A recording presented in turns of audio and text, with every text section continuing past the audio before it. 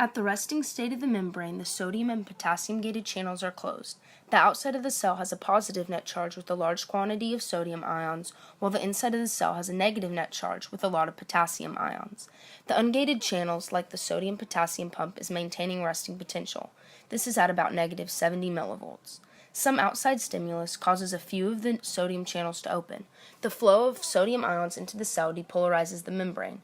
If the depolarization reaches the threshold at negative 55 millivolts, this triggers an action potential. The depolarization causes most of the sodium channels to open, creating an influx of sodium ions into the cell. This creates a positive charge on the inside and a negative charge on the outside. This is called the rising phase of action potential. At the falling stage of action potential, some sodium channels begin to inactivate.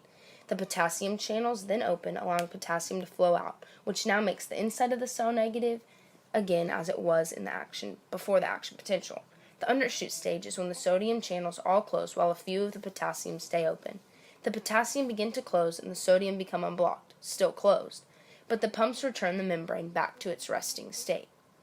This animation showed the reaction of an axon membrane to a stimulus in terms of how voltage-gated channels relate to the action potential of the membrane. In summary, the membrane goes through 5 stages. At the resting state, negative 70 millivolts, we saw how the sodium and potassium channels were closed and the ungated pump maintained a positive outer cell and a negative inner cell.